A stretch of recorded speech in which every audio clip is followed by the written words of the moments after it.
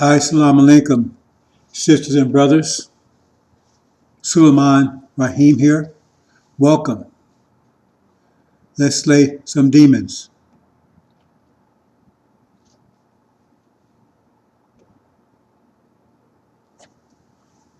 Sisters and brothers and sisters. This is Mark of the Beast 3. And the reason why I'm breaking it up in 3 parts like I have so far, because there's much detailed information, very good information, all of it's good information, specifically about what's happening right now. And it's a very complex riddle. I know you've been hearing for years all these different stories, I know Elijah Muhammad told you 666 references Dr. Yaqub, 6 years old when he came with the idea, 60 years for the process that he came with to take place, to unfold, and 6,000 years. So 6 years old, 60 or 600 years, and then 6,000 years, or it depends how you look at it. I think the way he said it was 6 years when he came with the idea, 6 years to complete the process. No,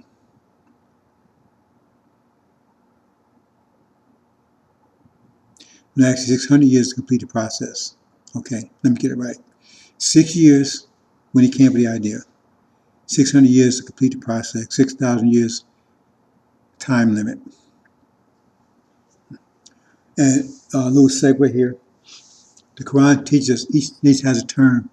There's no extensions. So we need to slam that door shut right now. Elijah Muhammad talked about extension, giving Europeans an extension of time.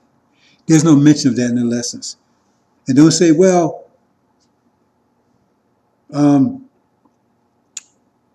what Elijah Muhammad said, that's the way it is. The lessons themselves says he got it almost right. He didn't get it 100% right.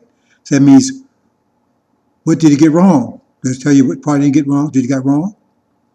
Doesn't say anything about there'll be an extension.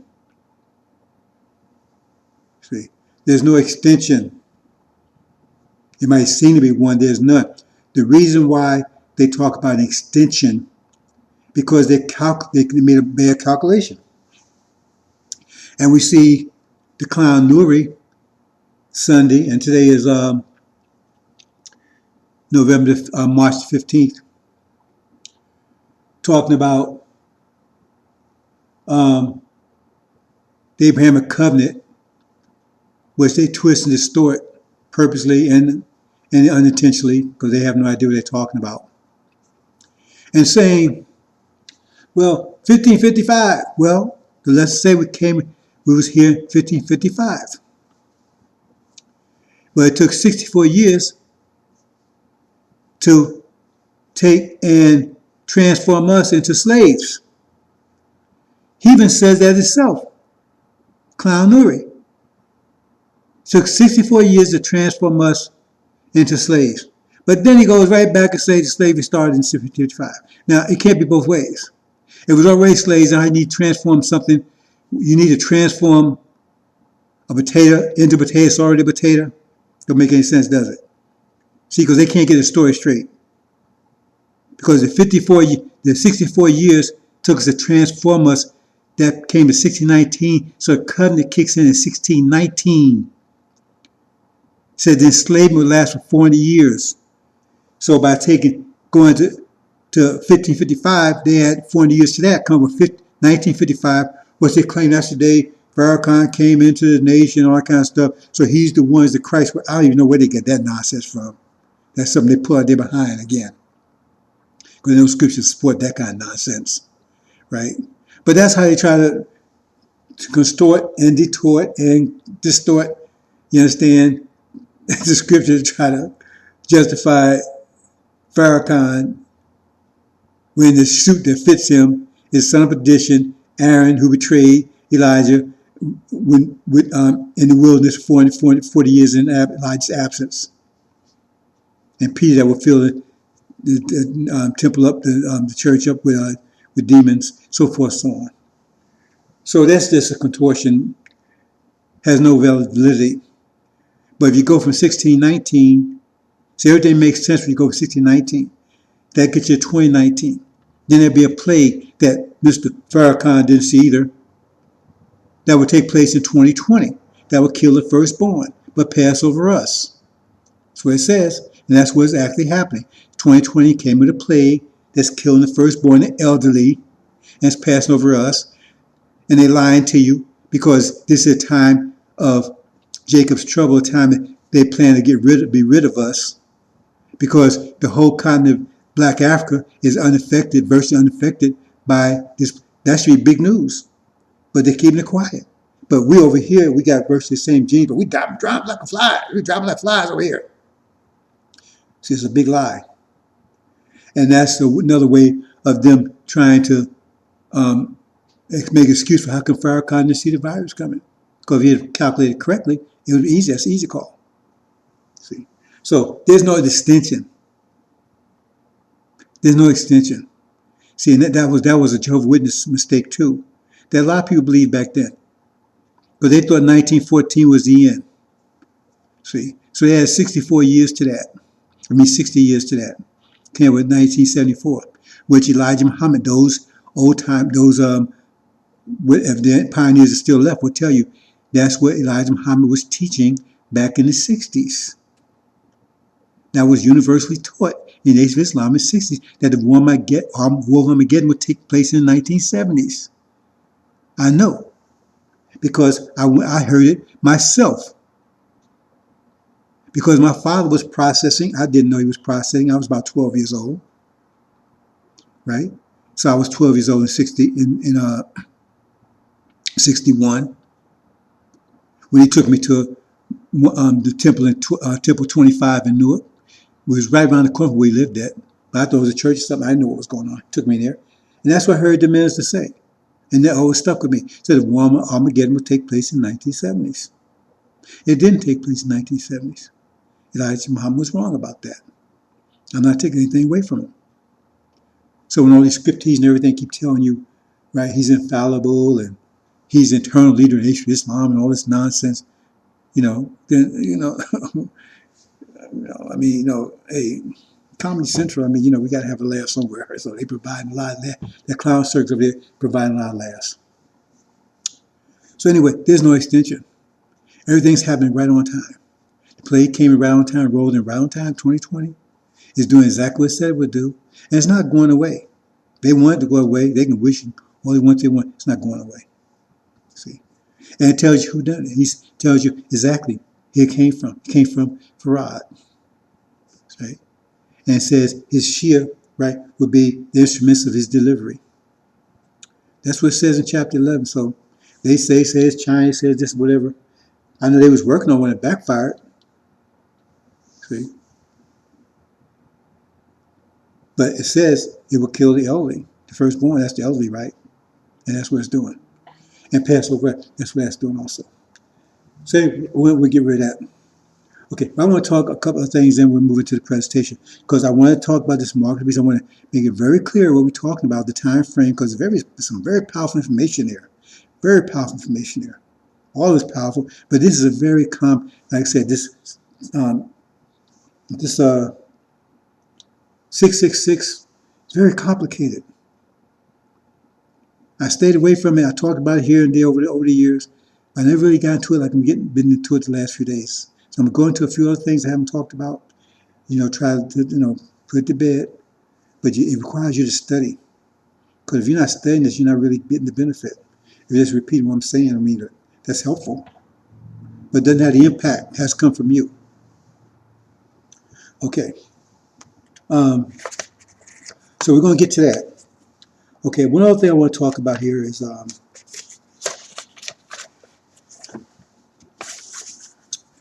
death.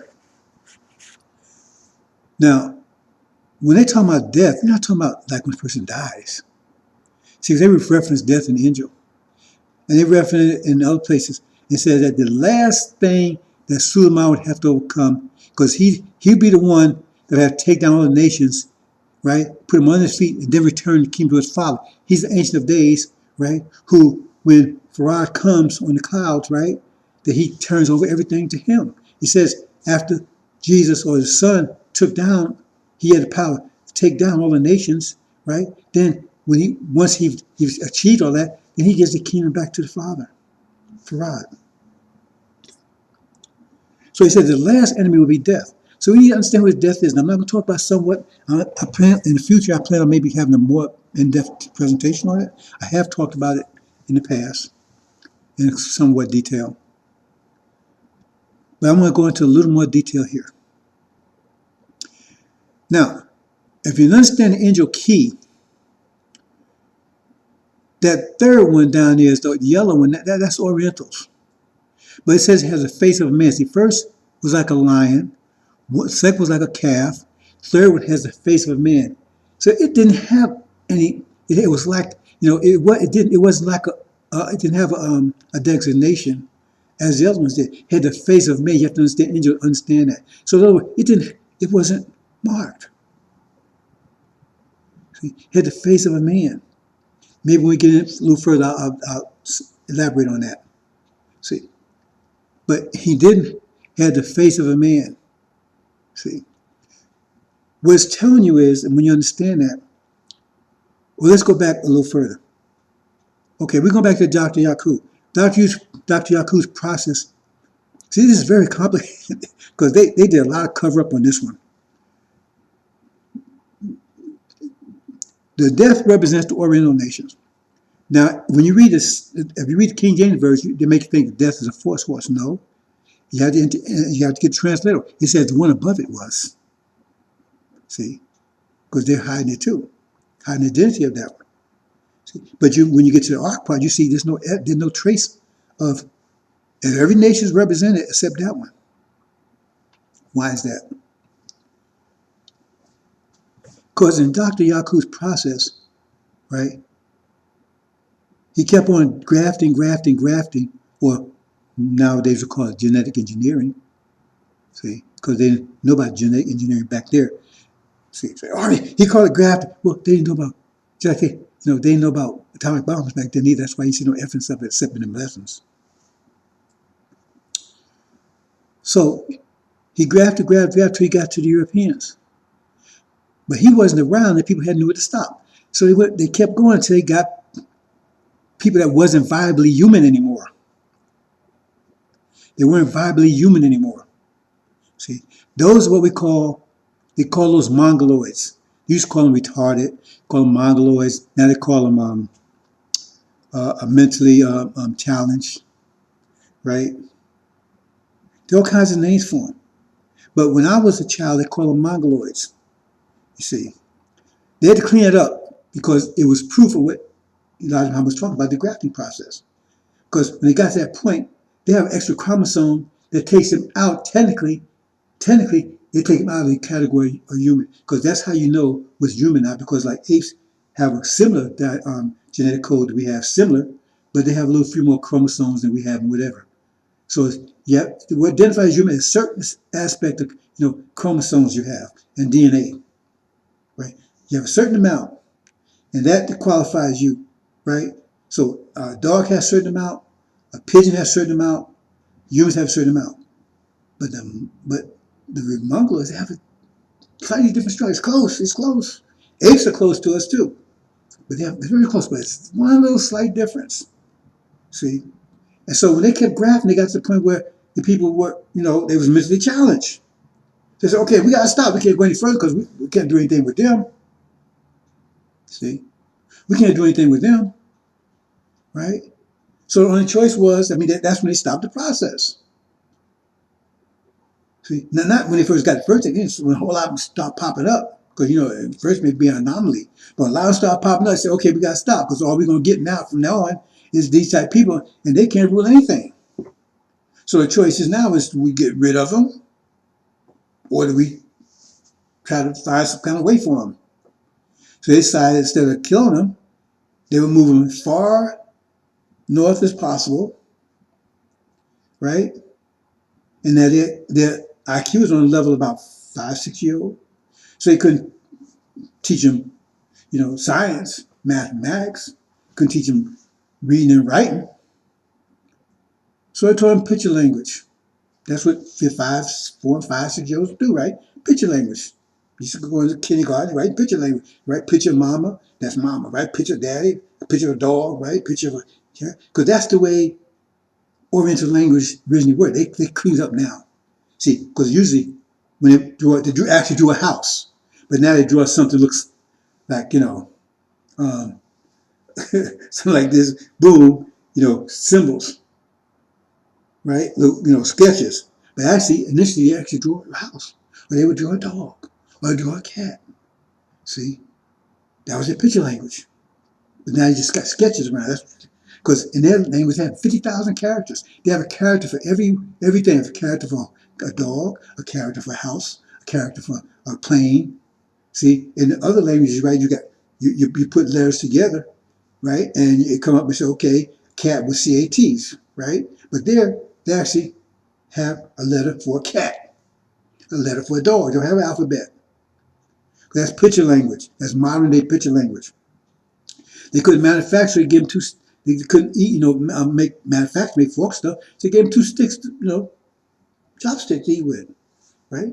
They couldn't hunt. Right? So they gave them a domesticated animal, dogs. They love dogs up there. See, that's where they main food because they don't have to hunt. They domesticated. See, couldn't teach them farming, so they gave them simple farming, rice farming. All you do is go in there and stomp it. You get the picture. See, so that's what happened. They moved far apart. That's where they are in the steppe, right? Where you call Mongol. Now the thing about it, when you see these children, they all look the same. And who do they look like? Look at Mongols. I'm not making this up. Compared to, look at all it, no matter what race they seem like they're part of, black, brown, whatever. When they are born, they look just like the Mongoloids. The Mongols. Used to call them Mongoloids. After Elijah Muhammad, we started talking about doctor process. Hey, they stopped that because that was a proof.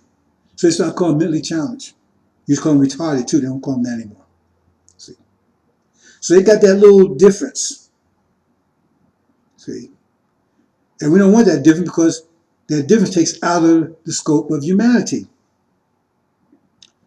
But the point I want to get at is that the whole idea was where Dr. Shabazz took and emphasized the spatial brain. So in other words, because we're ambidextrous, we have spatial and analytical.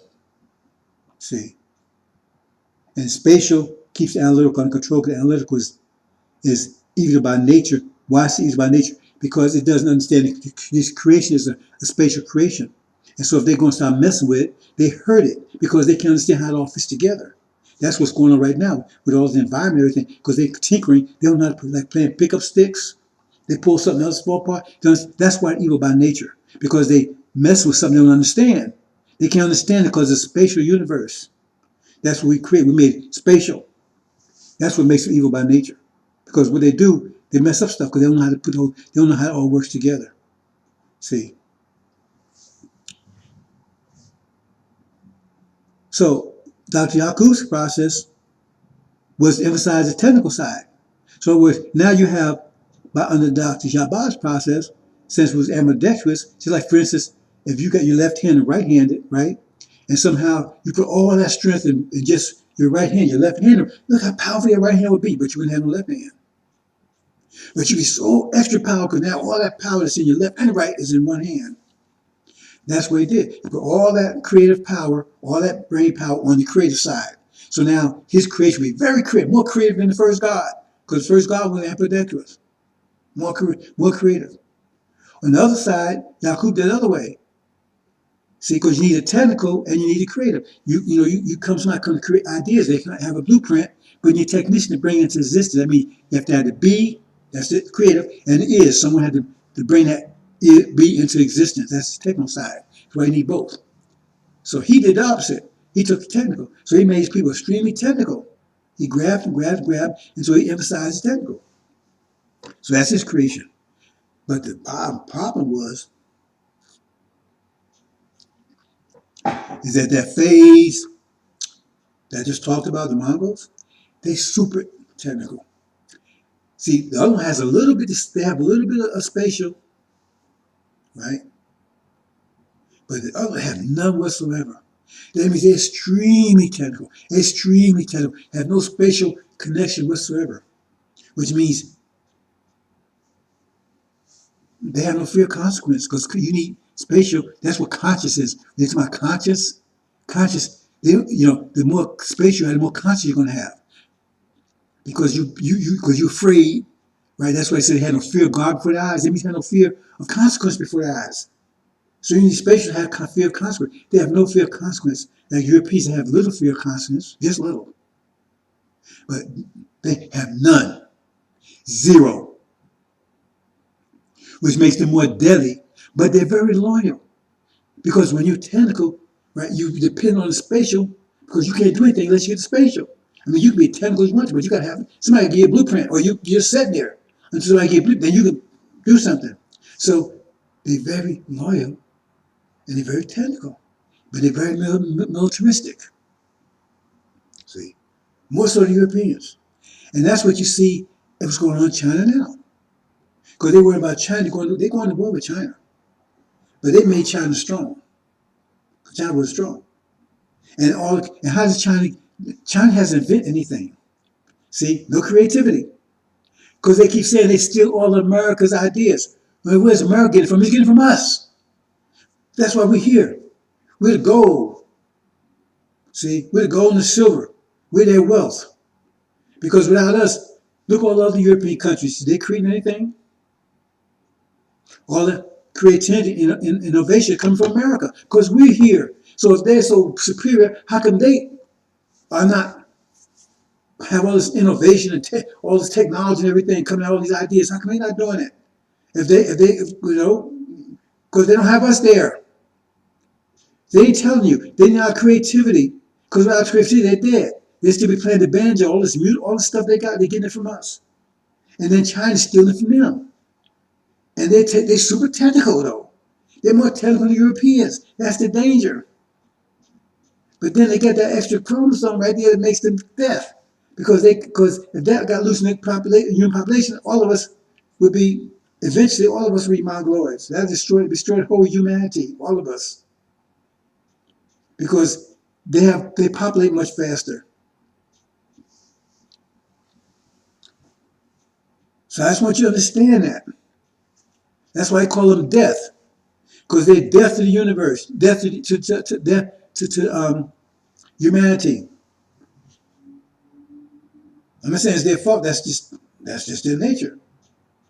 See, and all the Orientals came out of they come out of Mongoloids, and that's part of the reason why Farad told the Japanese pick Japanese to be pilotless planes, because they're very low. They follow instructions, but they had no conscience ever.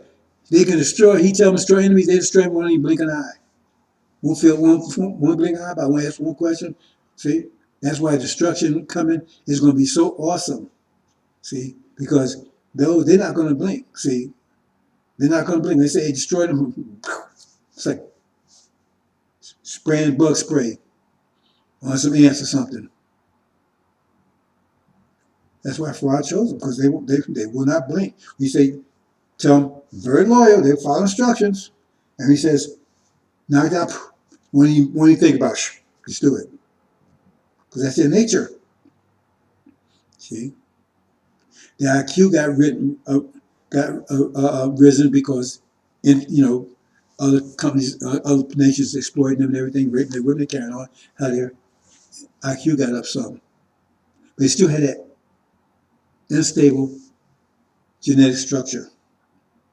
That's why you don't see them in the ark, because we can't bring them because we can't have that instability, right, to get into our population, because eventually, right, we'll all be in that condition. So I just want you to understand that, because they're going to war. They're going to war with people that are more technical than them. See? That says Farad will use to destroy them. And that's the goat in the book of Daniel. That's the one in chapter 13 where it says they would hate the harlot, hate America. And it said they would destroy it. They would make her desolate, eat her flesh, and burn down with fire. What does that mean? And it says, read carefully. Read why they would do it. What inspired them to do it. It said, Farad did it. It said, Farad inspired them to do this. Now, I'm not going into details how he does it, but he's the one that inspired him to do it. That's why if you understand Daniel, the goat had eyes between his horn, right? Those eyes was Farad guiding them. See? Anyway, I want you to understand that, brothers and sisters. See? Because when they come in here, they're not just coming to get Europeans. They come to get us too. Not to help us, they come to get us too. See? Because they want for their creativity. They want to right from the horse's mouth. They don't have to steal it. They want us too. They know who we are. See? They want to take us and enslave us and be their creative to build blueprints for them to exercise this truth. Because they know without blueprints, they can't do anything. What have they invented? Nothing.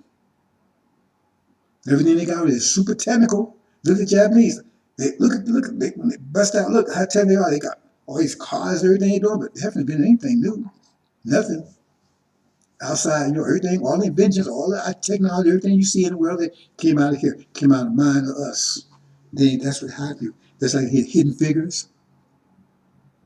Why do you call it hidden figures? They hid it for all those years. Has these black women out there on the stage shaking their butt like jello and everything, butt big as a moon and carrying on with no clothes on. They was hiding the fact these sisters actually, if it wasn't for them, they would never have got out in space at all. And let's say we move on. But they really dumb made us dumb. They tell them, are we going out of space? Fool, we're already out of space. Where do you think the Earth is? It's in space. So we're already in outer space. Earth is traveling through space at terrific speed. It's spinning at 1,037 miles per hour. And then it's moving 1,000 miles per hour. And plus now that the sun is moving 1,000 per mile through the galaxy. We're already moving through space. We're in space. We're in outer space. But we're going out of space. We're already out. Where do you think we are? Where do you think the Earth is? It's in outer space.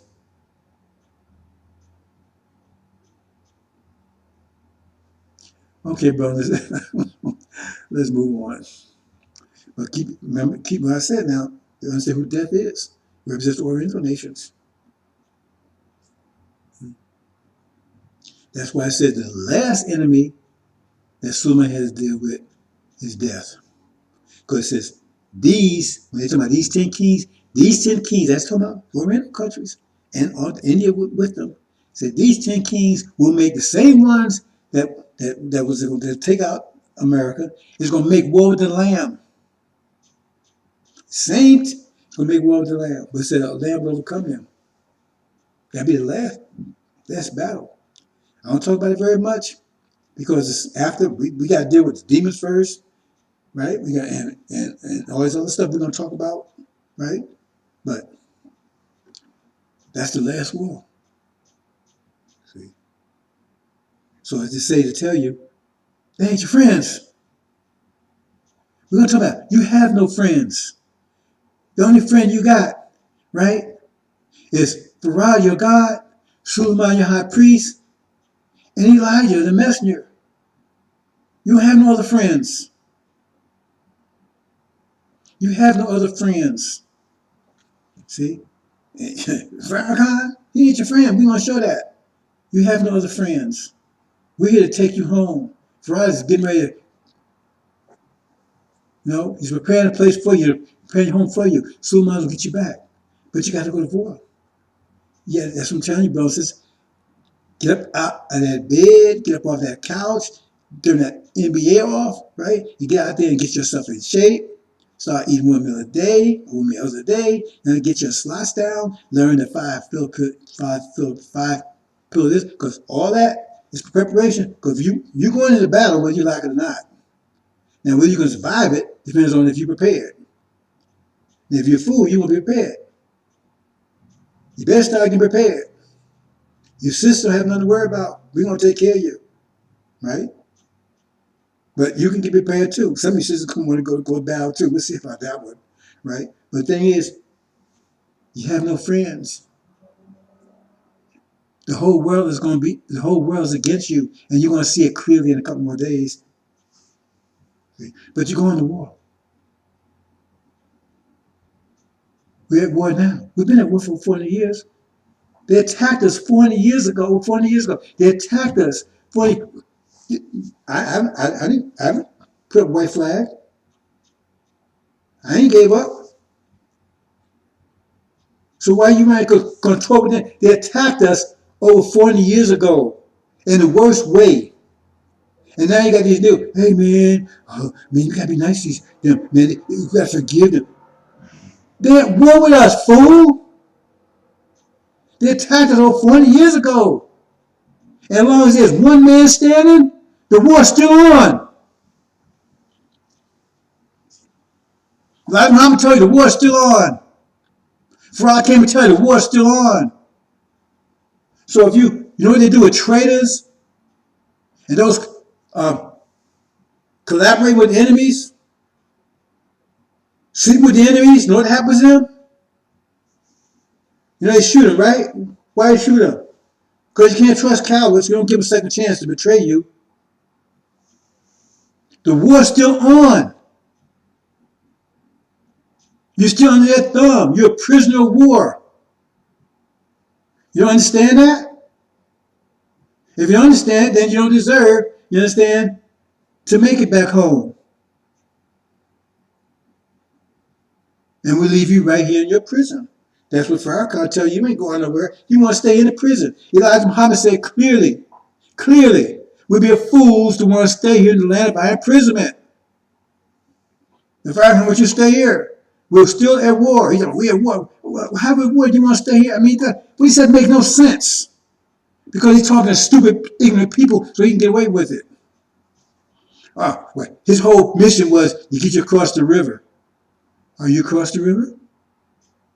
But now he's telling me he's going away. He ain't going to be here. So he didn't complete his mission, but yet he lived off you. So you paid him, and he never did the job. Got the job did. Let's move on, brothers and sisters.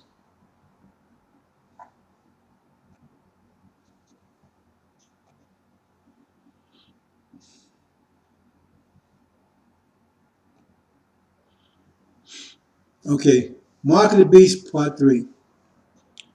Okay. We're going to talk about this 666 and try to understand. Like I said, very complicated. I went into some detail in the first one. I'm not going into detail now. I'm just going to point out a few things, right, to try to make it clear to you. Mark of the Beast.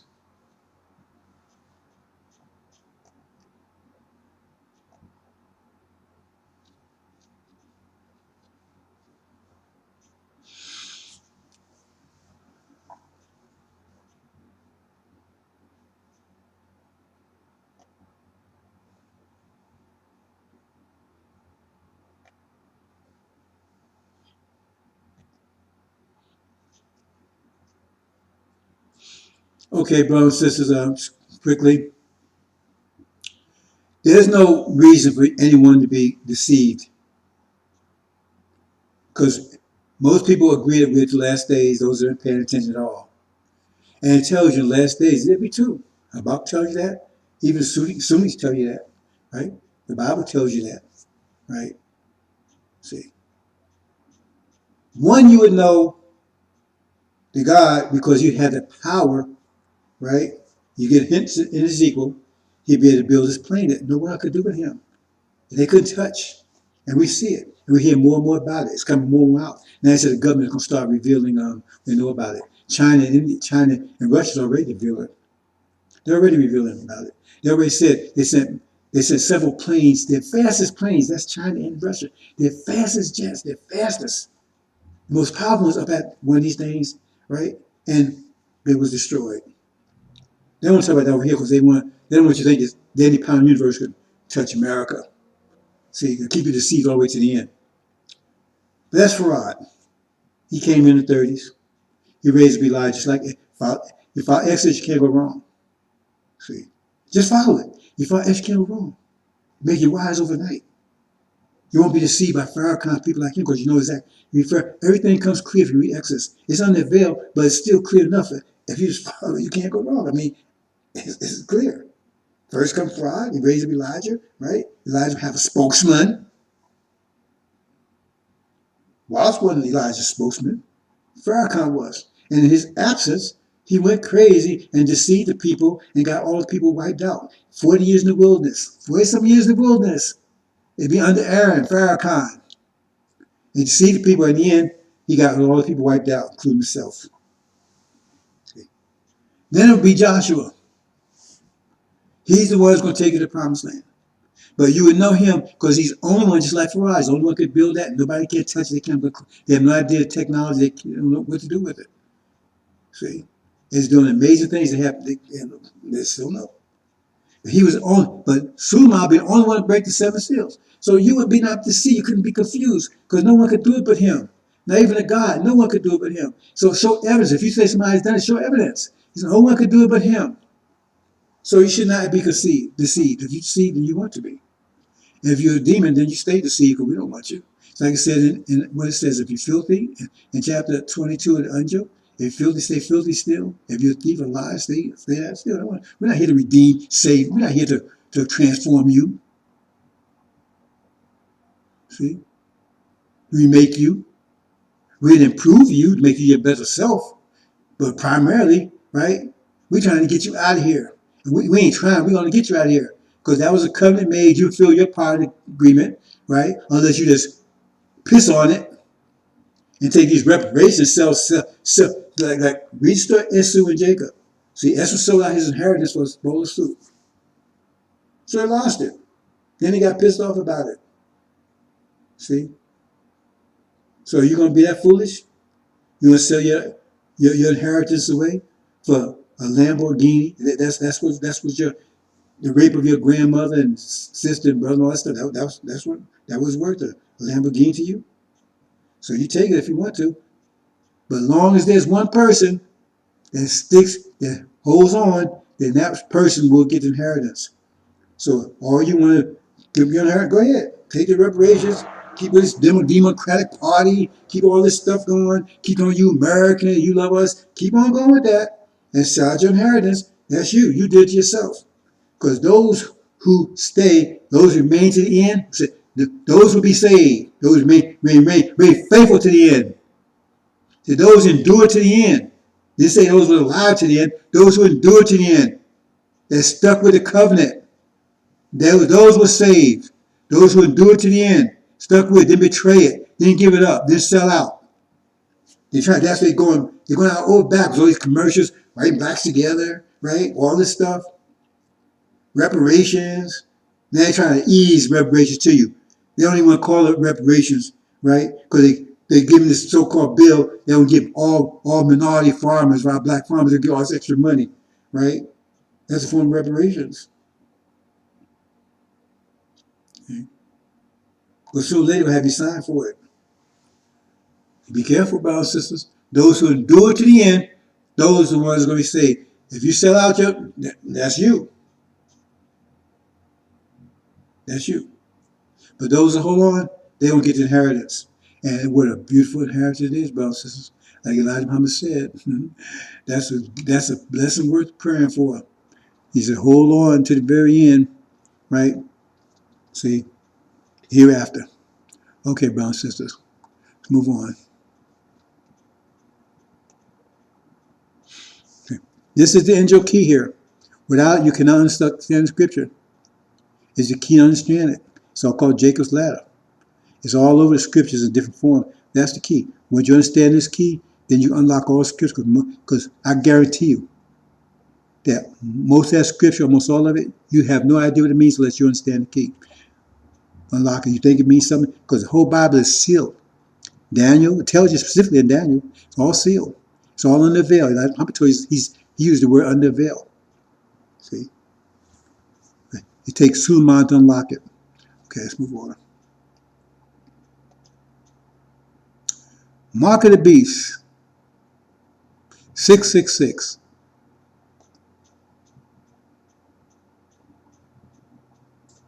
And I saw other wild beasts stepping up out of the earth, and it was having horns too like to lamb, and it was speaking as dragon. And the authority of the first wild beast all it is doing inside of it. And it is making the earth and the in it dwelling in order that they will worship the wild beast the first, of which was cured the blow of the death of it. And it is doing signs great, in order that also fire it may make out of the heaven to be stepping down into the earth inside of the men. And it is making to air the dwelling upon the earth through the signs which it was given to it to do inside of the wild beast, saying to the dwelling upon the earth to make image to the wild beast who is having the blow of the sword, and it lived. And it was given to her to give spirit to the image of the wild beast in order that also should speak the image of the wild beast, and it might make in order that as many as if ever not might give worship to the image of the wild beast they should be killed. And it is making all, the small and the great, and the rich and the poor, and the free and the slaves, in order that they should give to them engraving upon the hand of them the right or upon the forehead of them, and in order that not any one man be able to buy or to sell it not the having the engraving, the name of the wild beast or the number of the name of it. Here the wisdom is, the having mind let him calculate the number of the wild beast, number for of man it is, and the number of it. 666. Okay, this is chapter 13, and we're going to talk about some of this, right? So this is my third presentation on this subject. I've taught I had previous but at this particular time is my third presentation. Okay, so let's move on and see what we come up with. Okay. Now, where does 666 come from? Okay. Now, here's the angel key here, right? I mentioned earlier. Now, this represents these numbers. Those have some familiarity with the angel, understand what is going on here with these numbers. Okay, this will represent 1, this will represent 10, this will represent 100. This represents 2, 20, 200, right? And if you get to the arc, then that helps a little bit if you understand a little bit. Anyway, when you get up to here, right, because we have this is the format, right? We have Obama there. See? So, because he represents the serpent. We'll see. We're not going to go into a lot of detail about that. But just bear with me here. So it's talking about a time. This gives you a time frame, because normally he would be at the top. See, because when he's at top there, he was riding the white horse. See where Farrakhan is? That's would be the white horse. We see this right here. This cross right here, right? That would be the fiery red horse. And this would be the black horse, and this would be the greenish yellow horse, which is the King James says pale. And anyway, he would be the one riding the white horse in the seal, the first seal. That's during the time he was president. But now he's out. He's not president anymore. This will be after 2016, after 2015, right? He'll be president anymore. So that gives you a time frame. This is what we talk about, 666. Because remember, I said it was the number of a man, the name and the number of his name. So what man is talking about? Talking about the beast. But it says beast was also a man, right? So this is the beast he's talking about. This is the beast in chapter 17, where it says there was 3 beasts. There was 2 beasts. The dragon had 7 heads and 10 horns, right? And he had another, and had 7 heads and 10 horns, and the crowns upon his heads. But then he had a beast that has 7 heads and 10 horns. The same thing. See, that's where you get horns here. The heads would be down here. The 7 heads would be down here. But he had crowns upon his horns. See, there's a power shift. Because crowns represent authority. Power shift is about to happen. It's going from European countries to the Asian countries and the Oriental countries. Then he had another beast that has 7 heads and 10 horns. They had no crowns at all. That's Obama. See, here's a beast right here. This the dragon represents right here, this calf. That's the dragon. That's the beast that didn't have any crowns, but he had heads and horns. He had head and horns. And this beast, this is the other one right here. Here's the third one. This one has, this is Orient. He has 7 heads and 10 horns, but he has crowns upon his horns, power shift. Those 3 beasts talking about right there. This one, calf, Obama, because he had a face like he was like a lion. So it was a lion, like a lion, that's one beast. Like a calf, that's the dragon, right? And that face of a man, right? That's the other beast. Then you got the wild beast that represents, right? Down here, the Europeans. That's another story. Okay, so that's where 666 comes from. And we put a timing. It will happen, right? 2000, between 2000, it would happen after, let me back up. Yeah, 2000, his presidency ended in 2016, right? Okay, so something happens after that. So that's why it's putting it like that, right? So that's why it says it has number of man. See, I just said here, right? But it says is the number. He has number of a man, right? Or the number of his name. That's 666. That's what's talking about. That's the man. Okay. So this is structure. Now we have this structure in Angel, right? Now this is a little moved around because right now this represents European countries, but the ones on top right now is America, Britain, and false Israel, Gog, Magog, and Dajjal, right? Normally, right, the shield would be on top, but that's when they moved into 1990, and now they're the power brokers in the Middle East. Because this section right here actually doesn't represent Earth. That's Earth only represents the European countries. There was 4 parts of Earth, but the one on top was called mid-heaven because between Earth and the heavens, right? Anyway, America's in that position. They're ascending into heaven. America, false Israel, Britain, because they have control of the Middle East right now. So I'm just saying that to understand that since they're in that control, they become the forehead. Normally they would be the hand because they'd be here where the hands are. And the hand would be down here where the feet are, right? And the feet would be on top. So everything's upside down. Okay? But anyway, the bottom line is when you're in this position at top, you call the forehead. When you're in this position here, you call the hand. When you're in position here, it doesn't matter who you are, it's the position that counts. Here, you call the foot, right? Or the feet. See? So understand that. So because we need to understand these definitions, we move on to the next phase here. You're up top of your forehead, you hear your hands and hear your feet if you're in that position. Okay. Okay. So it was talking about, it says that it was made to receive a mark. Now, I'm going a little more detail, we'll get further, but the mark is barley. Gets a little complicated why that is, but the mark is barley, right? Because you had the wheat. See, normally it's called chaff. You had the chaff and the wheat. Somebody threw the chaff and mixed it with the wheat. But the chaff was no good. So now they call it barley in this they call it barley here in 13th chapter. It's barley, right? Which actually gets in chapter 6 where I'm talking about Oriental nation, the third horse. So understand that we're gonna follow up on this in a few seconds. So it says, though you had a mark in your right hand. Here's your right hand right here. Right hand right here. Barley. Right? This be the right hand. Or in the forehead. There's barley here. Because these are actually the horses also. Right? If you understand Injil, you understand that. These are also horses also. So when they're in this position, because your Oriental, the original nation was in prison, was enslaved by America.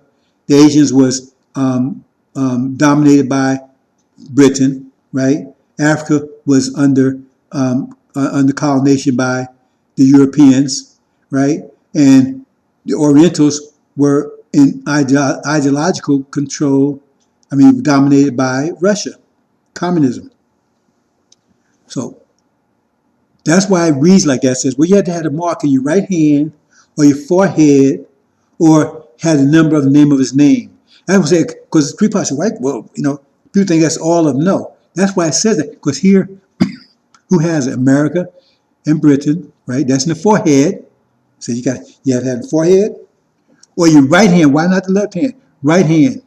Because the left hand doesn't have it. The left hand doesn't have it. The right hand does. The right hand got weak, which that's not the mark. See? But it does have the number of the name of the beast. It has the number of a man, and that's what's also a number. Remember, the number of the man is also the number of the beast.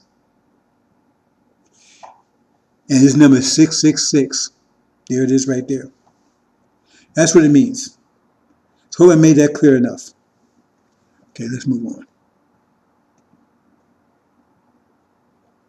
Okay, now I'm trying to go a little more detail here. When you read the third seal, it talks about this one had a yoke.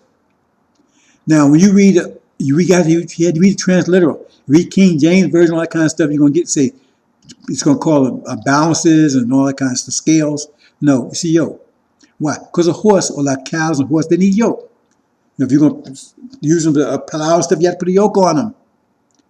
If you're going to use a mule or horse to plow land, you have to put a yoke on it. Right? So there's a yoke. But see, here's the horse, because the black one, he's also a horse. That's why I call it a yoke. He's also a horse. Right? But it said he had a yoke in the hand of him. Right? There's the hand. Because he's normally down here in the middle. But that's the hand. He's moved here. See? So that's what all three of these read together. That's what it's telling you. You got the yoke. That's the right there. But yoke for what? For a horse. Here's the horse. Right? There's the hand. He had the yoke in his hand.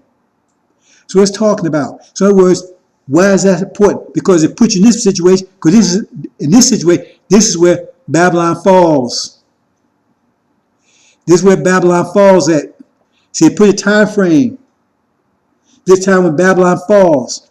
See, because you was been in a position here, but now they're down here, they're thrown down here. And this was thrown into the sea, which yoke also represents the sea. That's in chapter 18. Okay? So now the Shia, this is mid-heaven right here. So now they're in power. This the war is supposed to take place. They're going, Michael and his angels with the Shia, they're going to war with the dragon and his angels, and they're going to kick them out. So now they're back in power again. They're back in top again. That's what it means. See? This be the top of the earth right here. This is talking about the seas up here. I put this so you can see here about the Magog. That's what's happening here. See? That's what they're talking about in chapter, in the fourth seal. Okay? That's the yoke, the hand, and yoke for a horse. That's what they're talking about. So they're trying to get a time frame here. See? Because the buying and selling takes place over here. That's when they take. So no one could buy or sell.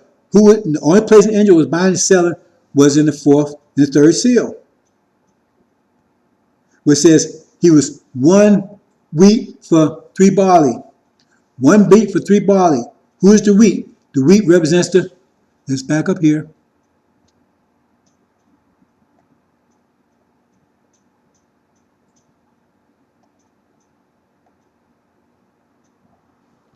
See, here's the wheat is this. But here's these other horses, right? These all the horses, right? This is a black horse. But these are the barley. That's the 3. The 3 and 1. See? Because they're the mark. So that's when the selling is taking place. Because now they can buy and sell. See, you had the process. They had to get the mark. And once they got the mark, they could buy and sell. So we're going to see what that means in a minute.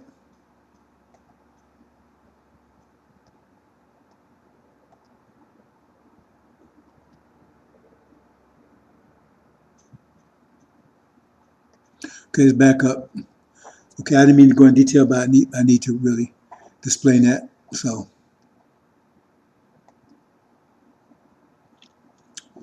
what this is talking about is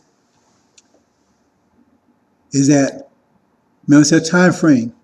So we know this is talking about now, the war's about to take place. Let's back up a little bit, maybe more.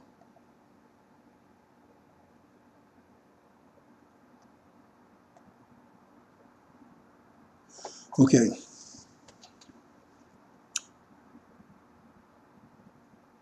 This is talking about the JCPOA. Who set it up? There you go, Obama. See, he set it up. So he's the one that is setting this up, and that's what, because he's the one put sanctions. He's the one first. He's the first president to put sanctions on Iran. He's the one that attacked Syria. See? So he's setting this thing up during his time. But it's complete after his time is over, because he's down here now in 2015, where the agreement was broken by Trump, right? And then that's when no one could buy and sell, but those had the mark. Who doesn't have the mark? Well, one doesn't have the mark is Syria and Iran. They can, now, total sanctions, they can't buy and sell anything. That's what it's talked about. And Obama's the one that's why I connect him up with it, because it says they had to have the number of his name. So this would have to happen once he was out of office. He was one that set it up, and then the buying and selling would be restricted after, right?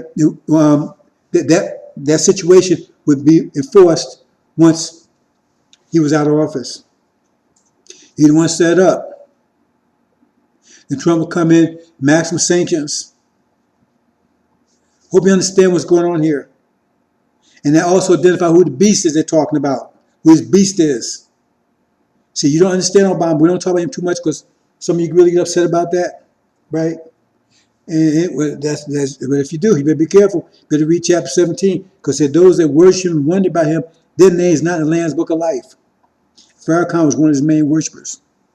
See, but we're going to deal with him. We're going to deal with him in the future in a very dramatic way. He went for conquering and to conquer. So that's what I'm saying. So that identifies where it is. That's why there's a whole lot of information in this chapter 13, 666 stuff. Then who he is, how this thing got set up, right? Then after he's gone, right? See, because he started set up, this started set when he was in. They couldn't buy or sell while he was in. He the one started it. But after he got out, maximum sanctions, they wouldn't be able to buy or sell anything. See? And the barley, they the ones are the mark. The demons, they are the mark. Farrakhan's one of them. They are the mark. So you were the mark or you had the mark. If you are the mark, then you had the mark, don't you? See? So everybody can buy. Only one right now that cannot buy or sell anything on the planet, buy or sell anything, is Syria and Iran. Hope you understand, brothers and sisters. Okay. We talk about the yoke and everything, let's move on. Now, we talked about the third seal, let's talk about the fourth one. Now, the fourth one, some people get that confused with the third one. But it says the fourth one is very important. See? Because the fourth one, it says that these would have power. It's talking about the first three. Have authority. Who had authority? Obama. Oh, 1/4 of the earth. Who's 1/4 of the earth? There's one. See, 1/4 of the earth is God. Because verse 4 parts. They're the 1/4 they're talking about. What African? Because the first one is like a lion. That's Africa. So that means this one, this beast, this one had authority over America, will be an African, not one of us. African. And that's what Obama is. He's an African. How can you get this wrong, brothers and sisters? How can you miss this? He's an African. No, they say one African. He's African. He's not one of us. He's from tribe. He's one of the Levites. He's African. His father was African. He didn't go went through none of that stuff, right? It says, in what European-based country, does African have control of rule the president or whatever of? Only one you know of is America. Only what happened. That's what said would happen. Right. And it says that authority, first time authority, that's the first it's talking about. Then it says the kill with the sword, right? That's the next one. That's the second horse, right? That's Sunni. See? So we're going to put all these together. We're going to explain it, right? And the third one says by famine. That's the locust. Locust causes famine. See right there, locust right there? And then the first one is death. Now we talk about death. So what it's telling you, it's telling you when America's in that position right here, this chapter 18, when Babylon falls, and the sea is thrown to the sea, that's Magog thrown to the sea, right? This will be happening. This will happen, right? See? So, the sword is telling you that America is going to be attacked. Not just in America, but also the blacks in America by the dragon, because that's the sword. That's represents the sword there. The Sunnis. See? Why? Because America just got thrown out of the Middle East. They guaranteed the House of Saud, which are actually Indians, they masquerade as Muslim or Arabs. That's what the angel tells. I go with the angel. They guarantee them, because the British put them on the throne. Understand that. The British, they guarantee that oil. See, so in return for giving all that cheap oil to United, that's why America became an empire, the great, because they got cheap oil. In return for that, in return for the cheap oil, right, they would guarantee their throne. But now they just got kicked out of the Middle East. They just got kicked out. And how Saud is going, it's dispatched. It's running back to India. Because the Shia control, Iran and Syria controls the whole Middle East now under Farad. It says God, it says Michael and his angels, that's Farad and his angels, with the war of the dragon. So that means not just Shia itself, Farad's going to be with him.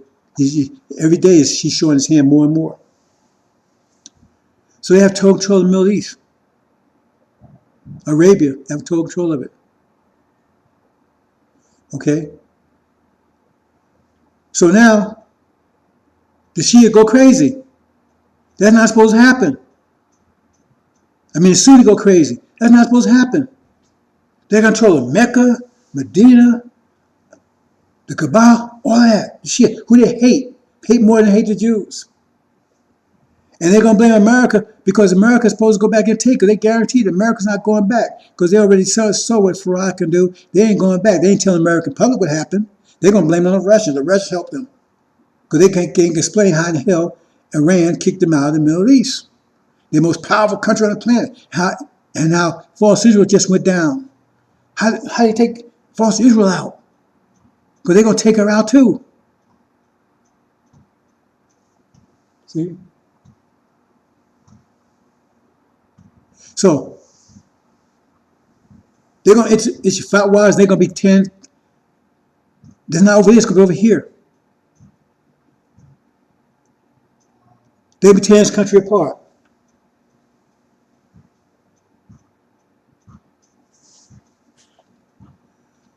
Oh, many brothers and sisters.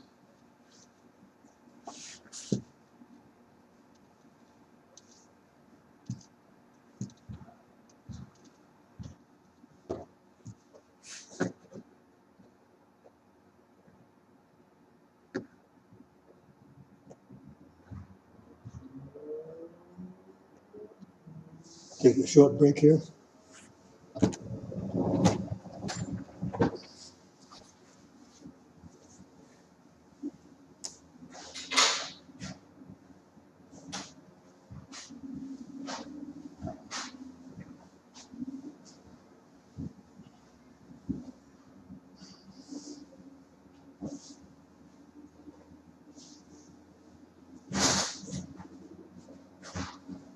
Hey, take that ball space up. Keep telling me.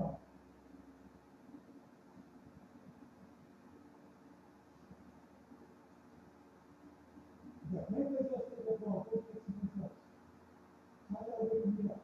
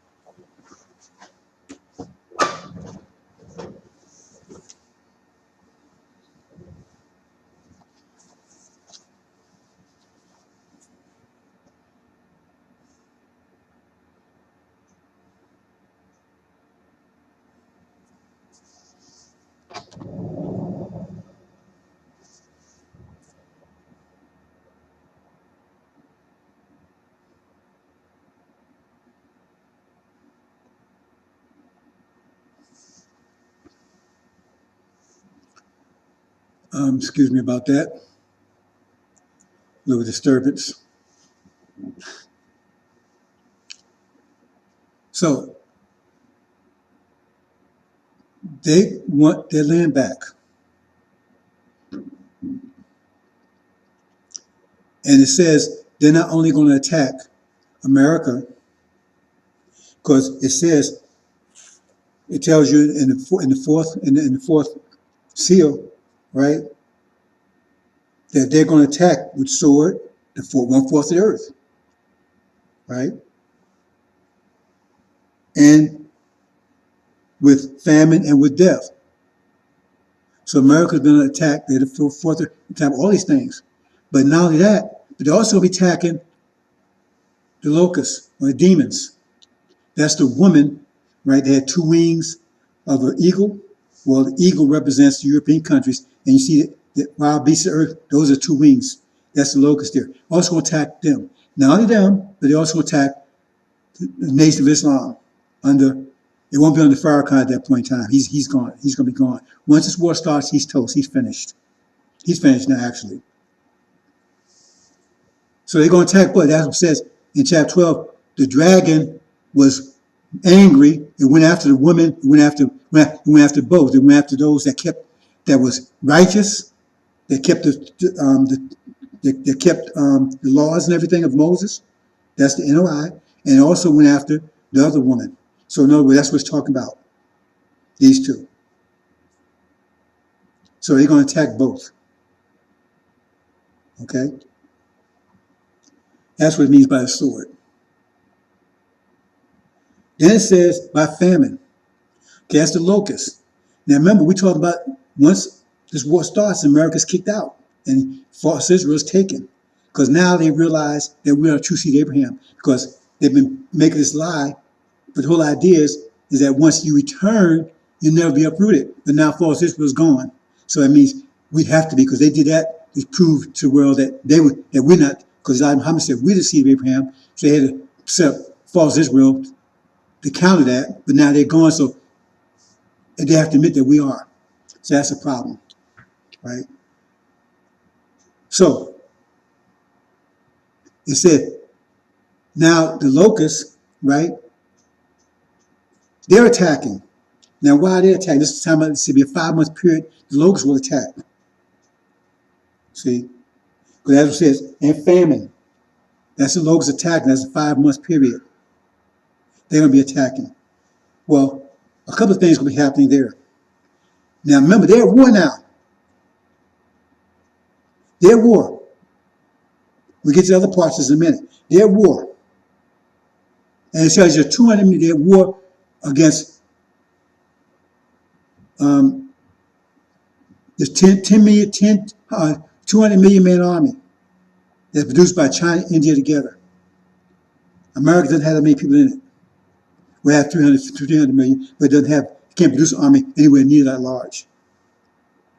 So it's going to have to instill the draft. So they're going to have to meet and instill the draft. Part of the draft, I'm not going to get too far into this. But black folks are not going to go for the draft. Now, the Christian black folks, some of them are going to go for it, but then most of them are going to resist the draft. But they're going to have to draft them. America's going to be desperate for people in the military, and they're going to resist the draft. And so therefore they're going to send the troops in to round them up. Female and male. They already set it up for they keep females to draft them now. They've been setting up for a while, and you've been paying attention because this is the Democratic Party, and that these Europeans, right, they're not going to send their daughters. Oh, we got to have women in the military. They're setting you up. So you've been going along with it. Who you think going to be in there? It ain't going to be them. That's why it says, throw them in the river. So you understand what that means. Abortion, then throw them in the river. Throw them into this war. That's how they're going to get rid of you. Either abortion or throw you into the river. See? That's just war. And so that's one of the reasons why they're going to be sending troops in to get you. See? Because you're going to be unpatriotic, you're going to be whatever, because you want to help fight in this war. So, because they said they was afraid that you might not help them fight their enemy. That in fact, you might turn against them and fight on the side of the enemy. That was one of their worries. Why was trying to abort you? See? So now you got this big fight between the blacks, the locusts, tearing this country apart. Because they come in, right? And then death says, right? So they're going to be at war with the Oriental countries. And also it says, and with the wild beasts of the earth. I saw the wild beast right there. That's the situation America's going to be in. See? So hope you understand. I'm not going into my detail here. I'll try to understand what's going on. That's when what happened. That's all these things be going on here. See? That's why it's going to be disaster. It says it's more tolerable for Sodom and Gomorrah than to be for what happens here in America. America, total turmoil. Total turmoil. Okay. Let's move on.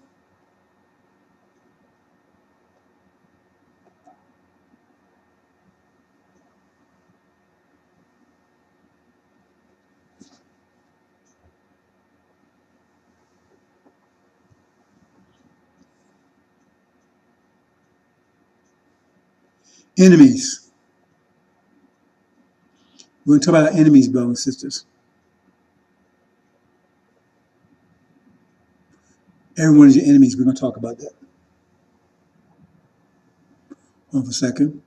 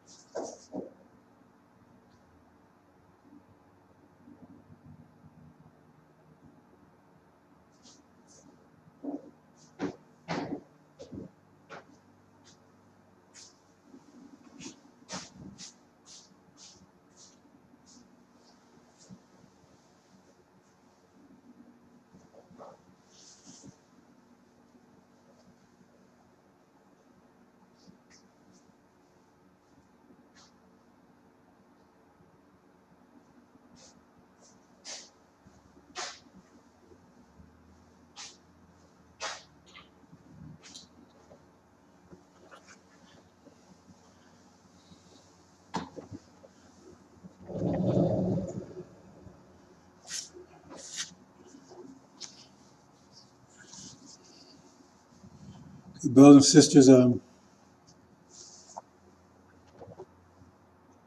should do these things at night, but all kinds of disturbances during the day, distractions. Okay, let's move on. We're talking about enemies. We need to know who our enemies are, because we have enemies everywhere. In fact, we're going to understand that the entire world is our enemies, are our enemies. Okay, so let's walk through this.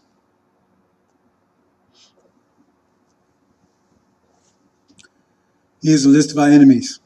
So we're going to see. Let's go through it and see what we come up with.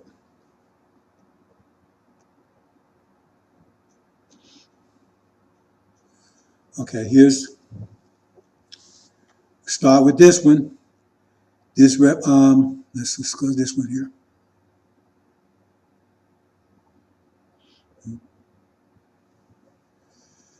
Death and Hades. That'll be actually our actual last one. That's the leopard in that Daniel. It's also the goat. That's China and India. Okay. They are enemies. In fact, we're told that they were the first enemies of Islam back in 35,000 years ago. Tribe of Hindu, right? That's from what we have called Hindus now, or Buddhists. Buddhism is actually Buddhism. Well, anyway, just leave it. We'll leave it there. And we talk about death. Okay, those are enemies.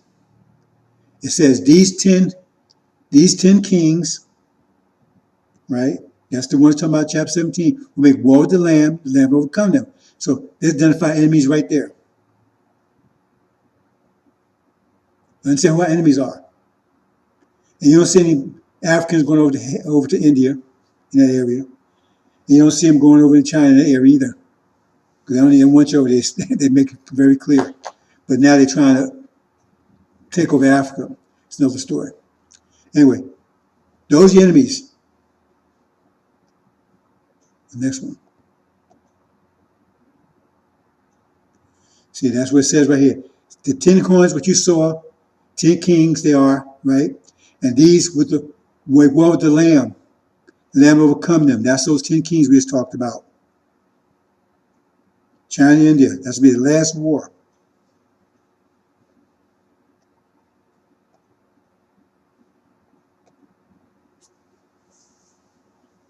Now, these are enemies. Here you go. That's the dragon. See, this first one was death. That's the first beast. Right? He had 7 heads and 10 horns. Here's the 10 horns. Right? Here's the dragon. He has 7 heads, 10 horns also. Why is he? Why does the? Well, no. I've talked about that. I'm not going into detail here. Anyway, that's the dragon. Right? Sunni. The top 2 wings of each nation are the Islamic part. They're the golden part. Remember, this one represents the calf. That's where you get the golden calf from. The Sunniism represents the golden calf. But they are enemies. There's Ishmael. They're the ones that drove us out of Arabia 50,000 years ago. We've been gone 50,000 years. We're going back home now. That's Ishmael. Abraham had 2 sons. Ishmael was the oldest. Isaac was the youngest. But Isaac was the son by his lawful wife Sarah, which he was the one that God gave the inheritance to. But Ishmael was jealous. Said no. He thought he should get it because he's the oldest one. But he was a son by Sarah, by Abraham's maid. See, he was oldest, but the inheritance should have went to the son by Sarah, which is Isaac, which is us. So they drove us out. So now we're about to reclaim it. See, so that's our enemies. Those are enemies right there. But Farrakhan have you make love with them. Go to their mosques and pray with them. Pray with people Side by side, they call you a God of fraud and call you a messenger, a liar, and you sit and pray next to them. Who you praying to? You're not praying to fraud. If you are, you're not telling them that because they throw your ass out of there. So you praying to, you claim God, fraud is a God. You're not going to tell them that. They're sure not going to the Middle East to say that. If Farrakhan doesn't go to the Middle East to say that either. He cleans it up. Well, he's representing Allah. Somebody, he ain't going to say he's Allah. He ain't going to say that. And they don't say it either. See, yet Nuri and Wesley on the Breakfast Club, they asked a point blank. No, we start scratching your head, rubbing your head, and no, the answer is he's God. Farad is God. He's Allah in person. Let's move on. So we identify his enemies now. They don't want you to know they're enemies, but they're over here now trying to get you to Sunnism. See, behind that is trying to get you to give up your right to your inheritance. Because on Sunnism, you're nothing. See, they don't even recognize you as being Isaac. They're brothers. They're trying to trick you into giving up your inheritance. They're stolen from you. That's your land.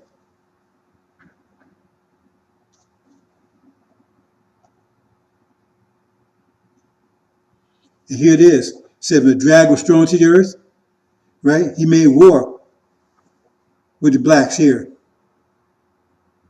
See? So he tried to drown one of them. And the other one, it says, he went to make war with those left over the seed of her, having observance of the commandments of God, having the witness of Jesus, or Suleiman. See?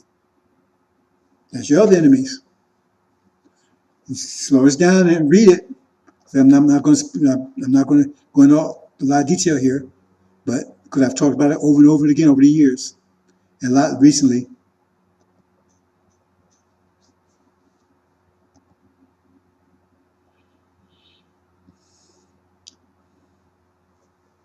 Is your other enemy.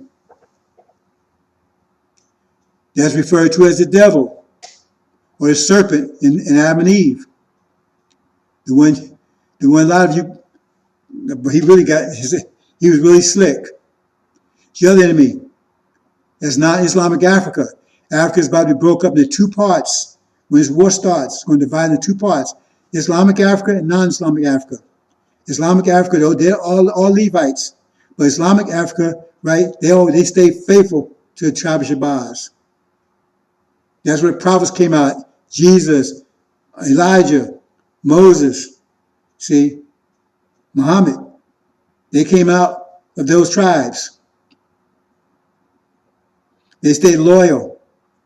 But the non-Islamic ones, right, they're the ones that's going to join up with this beast here. Because remember, he's the beast I talked about earlier, the 666. Then you got the one down here, the other beast. There's two of them. Both had 7 heads and 10 horns. One had crowns on his horns. That's the one down here where you see the Oriental person. But the one that didn't have any crowns at all, that's one on top there. And then you had the dragon. He had 7 heads, 10 horns. All three of these had 7 heads and 10 horns. But the one, the dragon, right, House of Sod, they had crowns on his heads. But the Oriental one, he had crowns on his horns. And the one on top, he had no crowns at all. That's what it's talking about. And these are the horns right here. Death, Hades, that's the 10 horns. We'll get to the heads in a minute. They're enemies. See, it says he was stepping down. That gets into chapter 10 where he stepped his 2 feet. That's the bottom. That's the 2 winds. The ones hit America and Britain. That's the first 2 trumpets. That's what it's talking about there, but I'm not going into detail. Those of you familiar with the angel know what I'm talking about. So start studying angel, because we could talk all night, get to all the details of everything.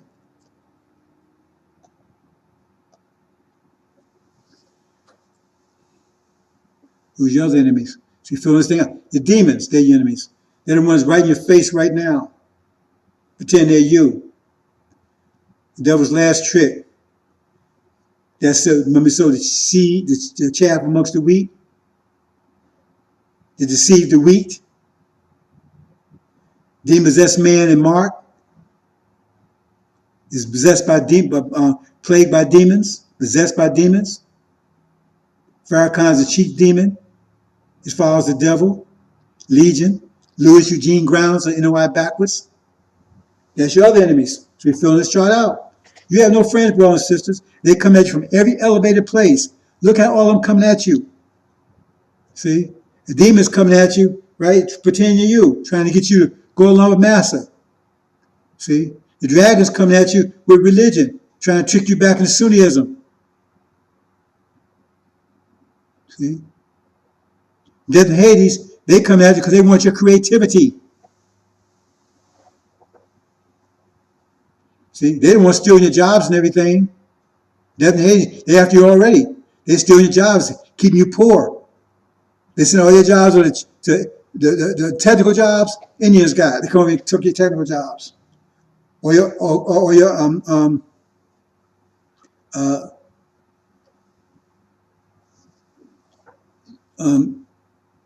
what you call industrial jobs, all going to death. China. They already worked you. You have no friends, brothers and sisters. That's how China. If all that, look how China got strong off your jobs. What if you kept those jobs here and you was working? Look how powerful you'd be. You'd be as powerful as China is. They would never let it happen. See? All these enemies. See? You're talking about the demons, right? For the spirits of demons was going out to kings being inhabited to lead them to war. Of the great day. See? They're against God. Against you. So you can read this about the demons. Demon-possessed man, that's what it's talking about here. Demon-possessed man. They wanted to stay here. When Suleiman came, that's what said Suleiman, you see, Farrakhan claimed Jesus, is he casting out demons? That's the first thing Jesus would do. Suleiman cast out demons, that's what he's doing. And they said, please stop telling people about me. That's what's read it. Please stop telling people about me. Stop, exposing me.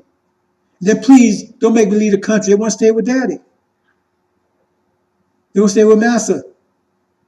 So they said, well, let's go back with Massa. Let's jump into the swine or their swine daddies. Read it. See? So then Jesus had removed them, and then our minds were restored once the demons were removed. Those are enemies.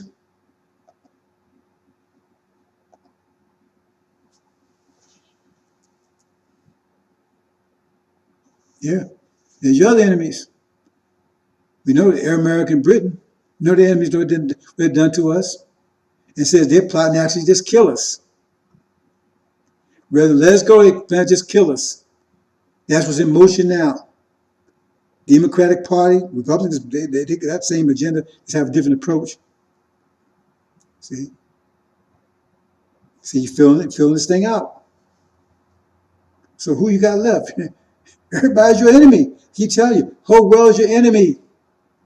They know who you are. And the last thing they want is just nature to be born and sent back to the throne. That's the last thing they want. Because they got to account for all this crap that's been going on for the last 35,000 years. There's 50,000 years, actually.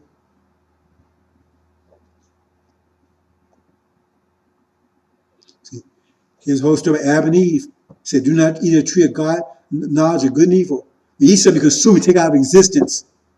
Who is the tree of knowledge of good? That's the NOI. Now in the Farrakhan, he's corrupted it. The tree of knowledge of evil, that's the Christian blacks. He said, do not eat of it. Told them, don't destroy them. But they did anyway. They did anyway. Who inspired them to do it? The serpent. Who is the serpent? Obama. He went to the woman. See, Hillary was supposed to be president. See, he gave him okay. Yeah, it's all right to get rid of him. You thought he was your friend. You're gonna find he ain't your friend at all. Because when they come and invade America, he's gonna be with them. So when they come, he says the other beasts he'll be alongside. He'll be with them. Non-Islamic Africa gonna be with them, and they ain't gonna have no pity on these black folks that's left here. They're gonna get rid of them too. He don't care about you. He never did. See, but you don't understand Scripture, so you're deceived by him. See, all these enemies, you deceive. Most black folks deceive all of them. They think they're friends. They went, oh, we love the Mexicans, and we want to help the Chinese. And now Farrakhan, he bringing Chinese into the NOI and Mexicans in, and we got all this stuff. And you think African, when African will come and do anything for you? They help you. They got money, they got land. They invite you over. See, it got you thinking that's demons. Because thinking everybody's your friend. Look out for them. Worry about them. I'm just pointing out, brothers and sisters. Read story about Adam and Eve.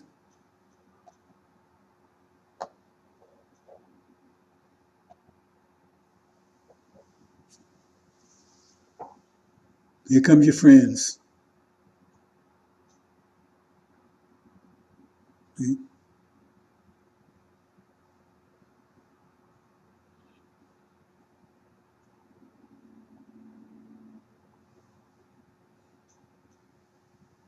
Yes, there you go. That's fraud and his angels.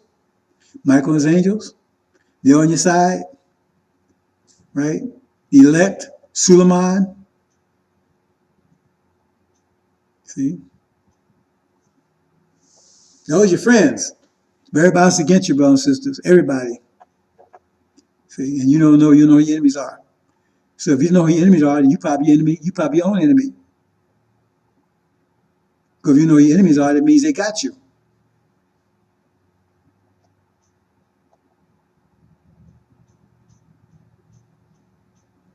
Okay, finally, we wrap this up. Messenger of the covenant. And this is very clear, brothers and sisters. Very clear. It tells you in Malachi. They say Elijah's the last messenger. But they use Malachi to prove that he's the messenger. Well, you got to read. They tell the Christian people, you got to read Malachi. Elijah's coming. They beat you on the head with it, right? But then it says right there that the messenger of the covenant will suddenly come to his temple. Whose temple? Elijah's temple. He says, he prepared the way before me. Who? Elijah's not preparing the way for Farad. Farad prepared the way for Elijah. So he would come with full of soap to clean up mess. Clean up whose mess? He would clean up Elijah's mess. He would clean up Farrakhan's mess because he done made a mess. There's Joshua or Suleiman. He said, they call him the messenger. They'll make it clear. They don't say the prophet or the angel. Said the messenger of the covenant. That means there's another messenger that comes after Elijah. So let you kind of tell you, they don't say anything like that. So well, they say, nobody come after Moses. That's what the Jews say, right?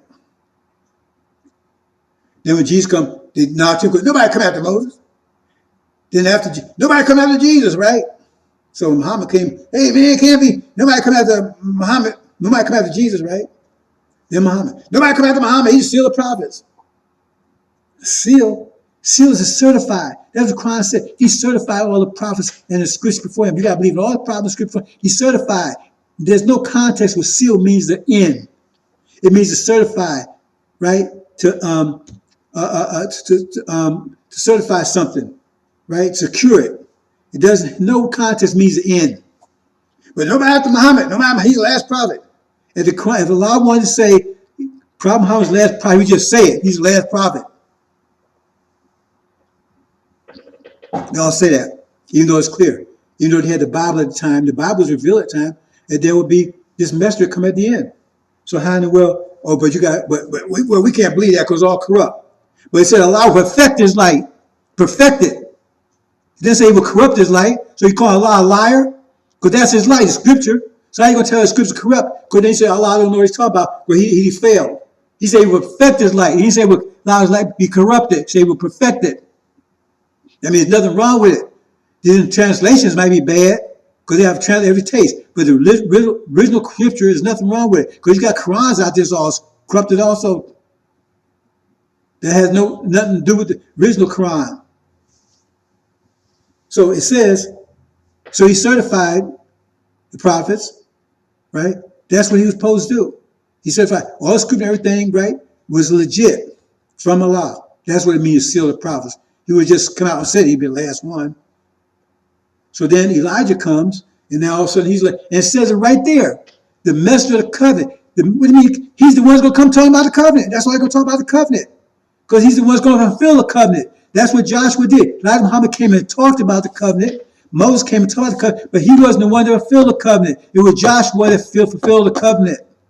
Period. And that's what it says, the messenger of the covenant. It's very clear. So you can't even, when they come and tell you, just ask them, well, who is this messenger of the covenant then? When they come and tell you Elijah is the last messenger, then who is this? It says the name messenger. So who's the messenger of the covenant then if Elijah is the last one? So you mean Malachi is wrong? If Malachi is wrong, then why you tell me that you push Malachi in my face? Well, you got to listen to that because that's how you know it's Elijah. A cop come to say, hey man, show me your badge. See? Okay, yeah, but badges are corrupt. Then how you gonna tell me to honor the badge? You say badges are corrupt. How you gonna prove to me you're a cop when you say the badge is supposed to prove you're a cop, but you say badges are corrupt? So how you gonna prove that Malachi proves that Elijah is the one when you say Malachi is corrupt? When the Quran says you have to believe in all scriptures, so why would Allah tell you to believe something that's corrupt? He said, but he's going to perfect his light. So that's clear, bro. Since there's no argument. He's the one to talk about the covenant. He's the one who's going to take you home. And if you think Farrakhan's going to take you home, he's in his wheelchair, right? Playing with little toys, whatever. Okay, whatever. There it is. It's clear enough. So that's what happened, bro. So there you go. I think that's pretty much it. The messenger of the covenant. See, he's going to be talking about, he's the one that's going to tell you about the covenant. Elijah told you about the covenant. And as Muhammad said, we're not staying here. He said, we'll be fools when we stay in the land of our imprisonment. Farrakhan tell you, no, we want to stay here. That's what it says the Legion said. The demons, please don't make me leave the country. He wants to stay with daddy. See? We're going home. That's the messenger of the covenant. Tell you, take you home.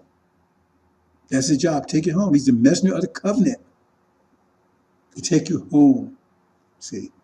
If Ra is preparing, that's what his was, prepare your home for you.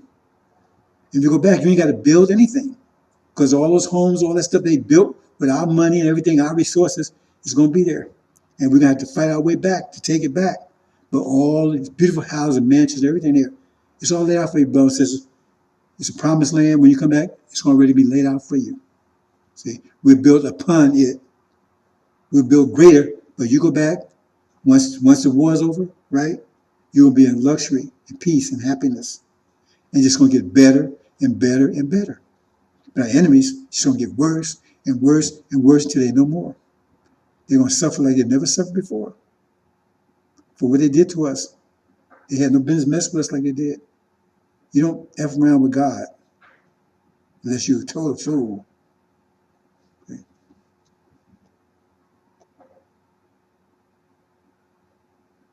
Behold, I'm sending my messenger you in prayer, wait for me. And Lord, whom you seek, the messenger of the covenant, will suddenly come to his temple. Whose temple? Elijah's temple. That's the one you delight in. That's the one that's going to take you home. That's the one you should be happy about. But, well, most of you don't even recognize it. And you should be happy. You should be rejoicing. It's time to go home. But these demons got you all confused. They're going to pay for it. There it is. I will send my messenger clear before me. And the messenger of the covenant. It's right there, bro. This is Malachi. So if you have this stuff, you can go read it. There's a lot of stuff here. Slow it down and read it. Okay, bro and sisters, that's it. Hope you understand. Cover a lot of information here. But I thought was necessary. Because that's where we are. We're at the eve of the war. War's on the horizon. It will take place. If you're not aware,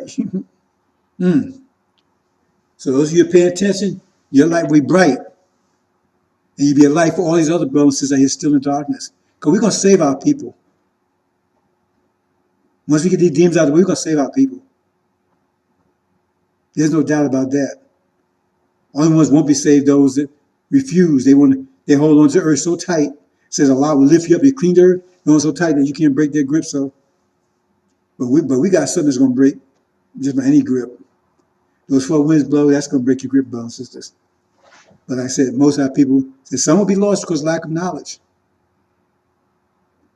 Been deceived by people like Farrakhan and Size and those clowns. They broke a seal. What they do is break wind, right? And they come from both ends, front and top and bottom. Okay, brothers and sisters. Hope you understand. Assalamu alaikum.